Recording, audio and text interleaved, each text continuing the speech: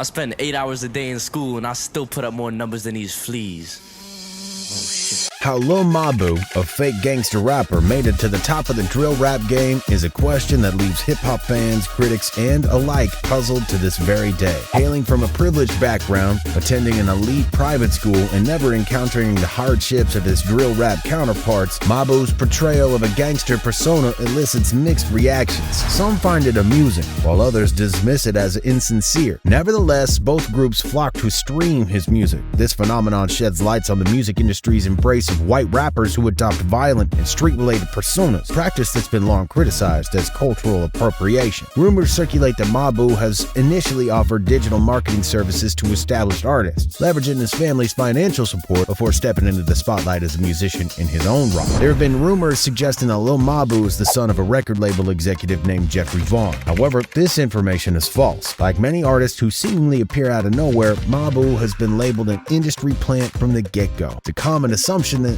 when artists experience sudden fame, in reality, Mabu's actual name is Matthew DeLuca. Soon after Matthew's rise to fame, internet sleuths quickly discovered that his father's name is Peter DeLuca, who happens to be a funeral director rather than a music executive. Peter is based in Greenwich Village, Manhattan. Interestingly, Mabu shared several TikTok videos featuring his father's reactions to his music, confirming that his father's name is indeed Peter and not Jeffrey. Although funeral directors earn a decent income, it's not typically a profession associated with extreme wealth. However, it was revealed that Mabu's father obtained a $10 million real estate portfolio through a divorce settlement in 1998, as reported by the New York Post. Mabu currently resides in the parents' luxurious 5-bedroom, 5-bathroom, 3,327 square foot condo in the Upper East Side, as well as a 6,182 square foot mansion in Watermill off Long Island. Interestingly, Mabu posted a TikTok video showcasing strangers listening to his music in the downtown shopping district of Southampton, Long Island, which is a far cry from the neighborhood he portrays in his music.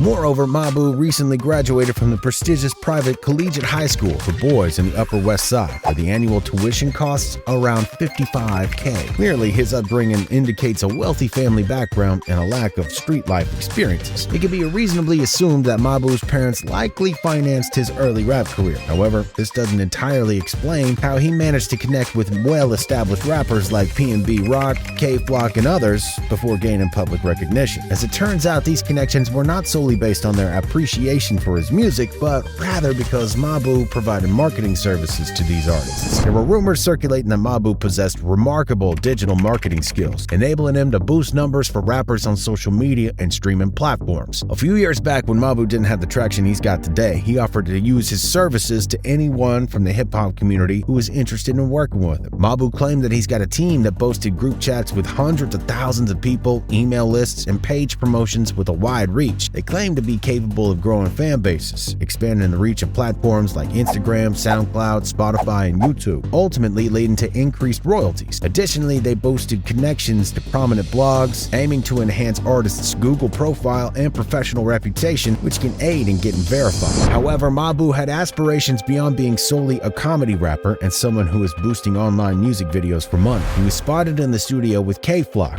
one of New York's most promising upcoming drill rappers. Securing a collab with K-Flock would undoubtedly impress people, but unfortunately, the song never saw the light of day, as K-Flock was arrested on federal charges, including RICO and homicide. Just 1 week after K-Flock's arrest, Mabu posted a snippet of the song featuring D-Thang, one of K-Flock's biggest rivals. This move raised a lot of eyebrows, as collaborating with an enemy can easily lead to trouble, man. However, Mabu claimed that he was trolling D-Thang because of his friendship with K-Flock. He consistently posted snippets, labeling D-Thang as trash and claiming that he ruined the song. It's worth noting that Mabu had already paid D-Thang for the feature long before meeting K-Flock. Eventually, Mabu did release the song. Regardless, both K-Flock and D-Thang were incarcerated. Mabu was able to profit from both those situations. Mabu then teamed up with Shy E.K., another Bronx drill rapper who happened to be an enemy of K-Flock. It's uncertain whether Mabu was unaware or simply didn't care about the animosity between these artists.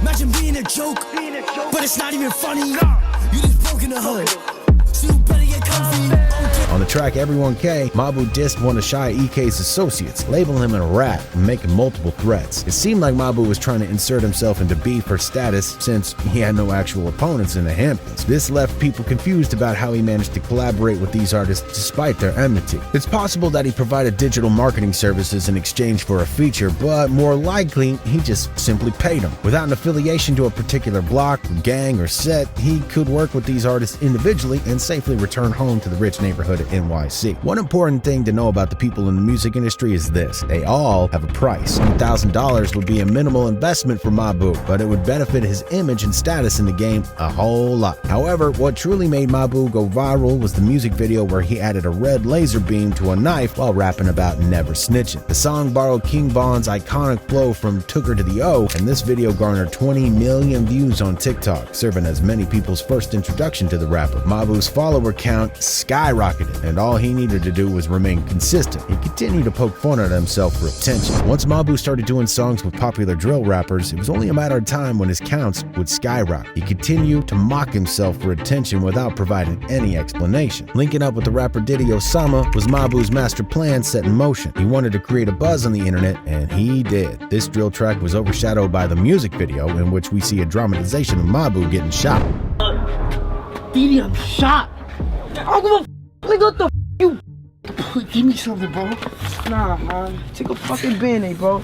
Critics found it troubling if he romanticized the traumatic and unfortunate reality for many of these people growing up in the streets. In the streets of New York, shootings occurred daily, leaving people in grief over their loved ones. Meanwhile, Mabu, a spoiled rich kid, is pretending to be shot in the videos, and he's getting paid on YT and social media for it. People actually like this track. Once that beat dropped, it was all over. Y'all killed this. This was actually fire. I didn't expect the beat to just randomly change. Critics raised their concerns, but those were quickly squashed with the excuse of Mabu's videos and music being purely made for entertainment purposes. Despite still being in high school, Mabu has already become one of the most talked about emerging artists in the industry. His meteoric rise is attributed to his ingenious marketing strategy on TikTok, which has garnered millions of streams across major platforms. In drill rap, artists delve into sometimes even glorify the violent aspects of growing up in impoverished neighborhoods, touching on topics like poverty, drugs, violence, gangs, and even homicide. Interestingly, Mabu explores these very themes in his music, despite having never experienced any of them himself. Coming from a wealthy background, attending an expensive private school, and shielded from hardship, Mabu's approach stands out because he embraces his privilege and employs it for his own purposes. Half of his audience finds his gangster persona amusing, while the other half dismisses it as contrived. Yet both listen to his music and continue to stream it. While Mabu is acclaimed as a marketing genius, it's crucial to note that his tactics are not entirely groundbreaking. However, his controversial ascent exposes the true nature of the music industry, revealing the reluctance that some individuals have to acknowledge the acceptance of white rappers who have historically been deemed as corny or cultural appropriators when they gain internet fame. Examples of this phenomenon can be seen with artists like Mac Miller and Macklemore. This skepticism towards white rappers arises from a long-standing history of white artists appropriating elements from black artists. Additionally, when a white rapper delves into inherently violent or street-related music, questions about authenticity and credibility arise based on their appearance. Similar doubts emerged with drill rapper Max the Demon,